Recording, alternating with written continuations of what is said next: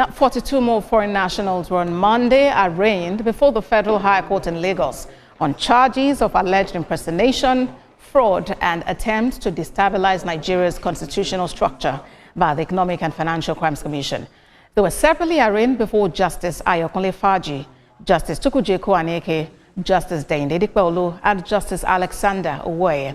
TVC News' Kemi Foladiemo has more. This latest set of defendants also form part of the syndicate of 792 persons arrested at their place of business in Victoria Island, Lagos on December the 19th, 2024, during a surprise raid tagged Eagle Flush Operation by operatives of the EFCC. They have all been in the custody of the anti-graft agency since their arrest. The defendants, who had legal representation, had the charges read to them in English and interpreted in Mandarin language. They pleaded not guilty to the charges. The defendants were arraigned on separate charges bordering on alleged cybercrimes, cyber-terrorism, possession of documents containing false pretense, and identity theft. They were said to have secretly procured and employed several Nigerian youth to Gentine International Company Limited for identity theft and other computer-related fraud. The offences are punishable under Sections 18 and 27 of the Cybercrimes Act, amended in 2024, as well as Section 39(2) of the EFCC Establishment Act 2004. Some of them were also said to have willfully given false information to the EFCC during their questioning. According to the EFCC, the charges highlight serious offenses aimed at undermining Nigeria's security and financial integrity. Earlier in the day, Justice Ayokunle Faji struck out the names of Gentine International Company from the charge sheets on account of the revelation that the EFCC wasn't able to personally serve the company with the charges. Following their not guilty plea, the court ordered that the defendants be remanded in the Nigeria Correctional Centers. The female defendants were remanded in the Kirikiri facility, while their male counterparts were remanded at the Ikoyi facility. For the kind of offenses they're charged, they are kind of very grievous, and hence they can't go back home without a proper bail application being filed. Hence, they have to be in prison until their bail is being filed and perfected. The different cases have been adjourned, for the hearing is fixed for February the 10th. Kemi Foladiemo, TVC News, Lagos. Can you just see to all of that? You now understand that all the bad names they are giving Nigeria, all the odd name, unpleasant name they are tagging on Nigeria. Chinese people are also contributing to it. They contributed to all this bad name. No reputation, no name, lack of reputation everywhere. No name. Whenever you mention Nigeria, what will come to people's mind is either corruption or one bad thing or the other. Let's be truthful to ourselves. Whenever you mention that name, Nigeria, what will come to people's mind is ungodly about the nation. What destroyed that name to that extent?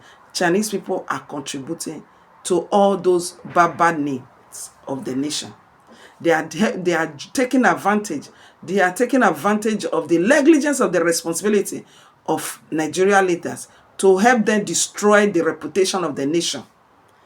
In most cases, they will be in their country using the code, Nigeria code, to commit cybercrime, to commit atrocity all over the world. So when the people will be thinking that it's Nigerians. I have many videos. I've seen many videos whereby it's Nigerian name they will put at the front. All you will hear them singing about Nigeria is that Nigeria is bad, Nigeria is this, Nigeria is that. The highest crime rates in the whole world, they will say this, Nigeria. It will break your heart, not knowing that it's all these Chinese people who are destroying the reputation and the name of Nigeria. But the whole world, the world that watching, they are not saying it that way. responsibility to make sure it filter out all these people that are involved in crime, to filter them out of the nation. No. Instead, what you will see them doing, you will be seeing Nigeria police force, you will see Nigeria forces even protecting all these Chinese people to illegal mine the resources of the nation, to involve, to be illegal, the ones that all these Chinese people who are involving in illegal mining. You see Nigeria forces protecting them to mine their own resources. Is that not insane? How can Nigeria be great in all this kind of problem? The citizens are bad. Majority of them cannot think.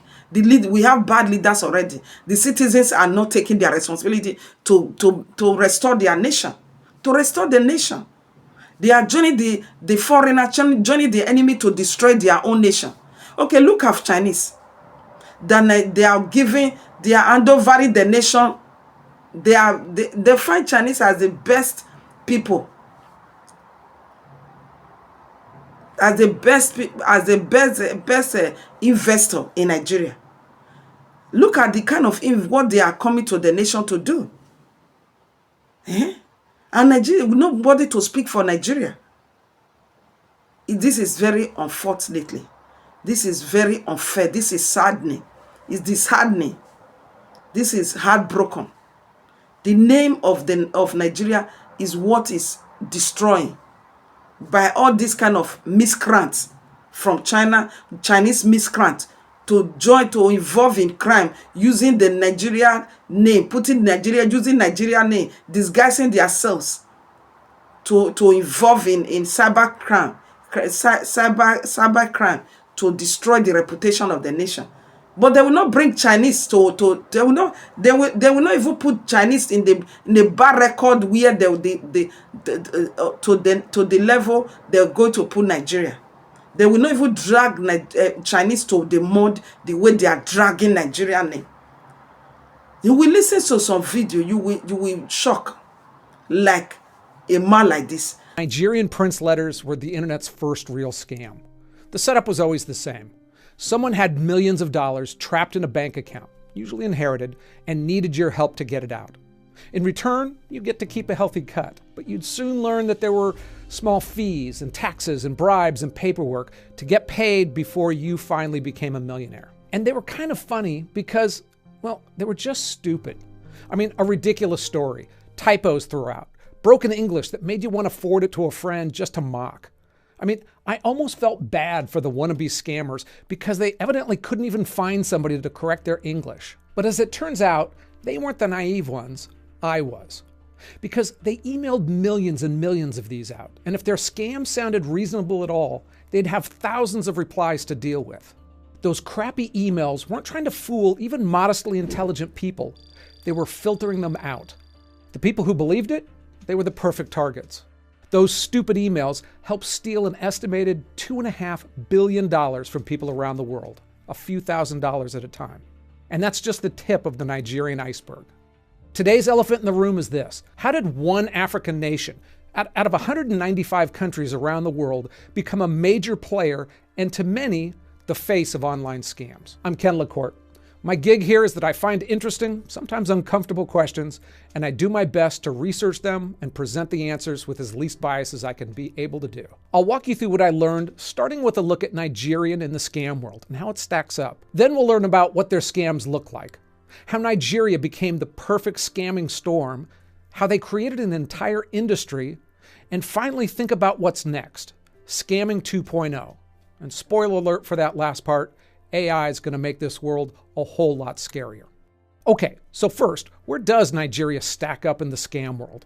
Let's start with a few numbers. In 2022, the FBI logged over 800,000 cybercrime complaints worldwide. 3 countries kept popping up as the origin of most of them: Russia, China, and Nigeria. And Nigeria, with less than 3% of the world's population, punches way above its weight class. A Microsoft study showed that more than half of all scam emails came from Nigeria. And the FBI reports that Nigerians steal billions of dollars online every year. Now, for the Nigerians out there, I'm not saying you're all scammers. You just have a lot more of them in your country than most others do. And interestingly, each scam country kind of has its own specialty and personality. India dominates tech support and impersonation scams like your computer has a virus, fake IRS agents, and suspended Amazon accounts. Russia and China, they have the biggest ticket, the more sophisticated ones. Ransomware, deep espionage, and corporate extortion. It's darker, and a lot of it never gets reported because companies don't want to look stupid. In Nigeria, well, they're in it all, but their special niche is emotional manipulation, often romance scams. They don't just steal your password, they build a fake identity, a fake relationship, a fake life, and then they drain your bank account. One study from the University of Bristol found that over 30% of fake dating scams worldwide traced back to Nigeria. So let's now take a look at what their scams look like, because they've come a long way from the "I'm a prince in exile" letters. The romance scams are particularly brutal. They're long cons. A scammer pretends to be a soldier stationed overseas or a lonely widow. They build trust. They send photos and listen. After weeks, even months, then they hit you with a crisis, a medical bill or a visa problem, whatever it takes to get you to send them money. And people fall for it. And I'm not talking about one guy in Florida. I'm talking about thousands of people. Please follow for more so that we'll continue to rescue our nation from the horrible pit. And Nigeria leaders should please invest on your people. Our educational systems has nothing to write home about. Invest in educational system, because an idle mind is a devil worship. There is failed education systems in Nigeria. Failed educational system. When public education has nothing to write home about, is under funding. You are not investing funding it, because the only word when you are talking about we usually say that Nigerian leaders they don't have plan for Nigeria. What are we intending saying? We are intending saying that they don't make knowledge accessible. They don't invest in education, in knowledge. They don't make knowledge accessible. They don't invest in our educational system. When the education system in a nation is underfunded, the government is not investing in the area of education. We are not even talking about healthcare now. We are just education, because this is what can help engage our young one in the society. When we are seeing things like that, when the education is not funding adequately, is funded, teachers are poorly paid. You see the problem. Right? A situation whereby teachers are poorly paid, good curriculum is outdated. Young people, what will you expect young people to do?